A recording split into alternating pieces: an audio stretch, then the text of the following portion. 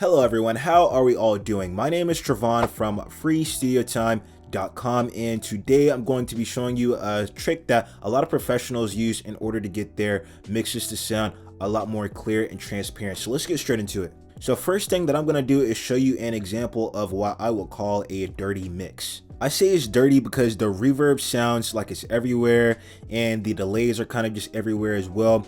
I'm going to show you a bit of an example of this.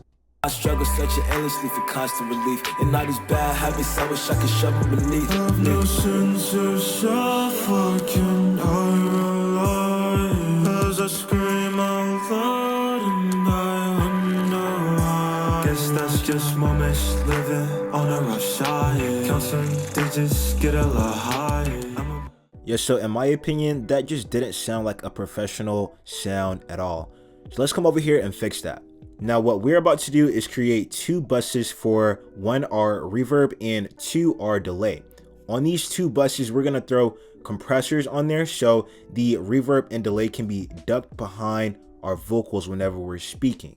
This will allow for a mix that's a lot more transparent and clear. First thing that we need to do is find empty inserts. In this case, my empty insert is track 63. I'm gonna do track 63 and track 64. I'm gonna place a nice delay on here. I'm gonna place a reverb on this track. So let me go ahead and make the proper adjustments that I like to make for my reverb.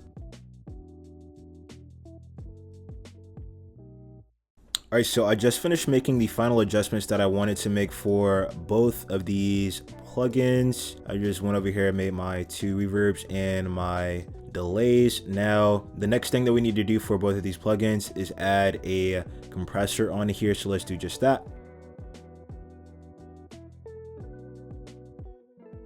All right, so now we have Fruity Limiter open. What we want to do is switch it to compression mode, and we're going to make the proper adjustments to ensure that we're ducking this delay behind our vocals. So I would say doing something like a 2:1 ratio, 14 millisecond attack time, 190 millisecond release time, and probably bring the threshold down to about 30 something. Now that we've done that, the next thing that you need to do is come over here, open up the mixer. I'm gonna come to your vocal bus and route it to both of these tracks that we just made. So boom, bada bam, route to both of these. Make sure that these aren't routed to anything else in the mix. These should not be routed to the master track. All right, so now that we've just routed the vocal bus to the delay and the reverb bus, what we want to do is come over here to the sidechain button right here. We want to hit vocal bus. Now next thing that we want to do is come over here to the second bus for our verb, and we want to do the exact same thing. You want to come over here to compression. I'm going to be doing something similar. Ratio 2.0. I'm gonna bring the threshold down to like 30. Attack time, let's do something slow, like 16. Release time, set it at 200. Sidechain, let's set it up at vocal bus, and this should be everything that we need to do.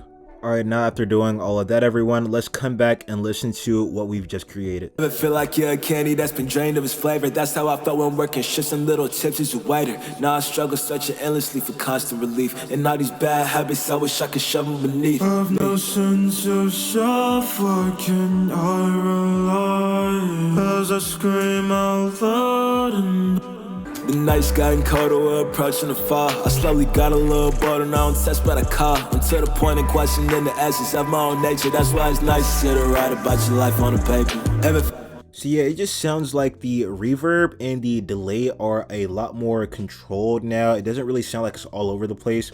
And now I have the luxury of turning up the reverb even higher in the mix than I did before without it compromising the clarity and transparency of my mix. So that's really nice. But all right, everyone, if you're a beginner looking to learn how to mix your vocals with stock VSTs inside FL Studio, make sure that you hit the link in my description so I can give you a detailed guide on how to do just that, which I can guarantee you'll 5 times the speed in which you progress.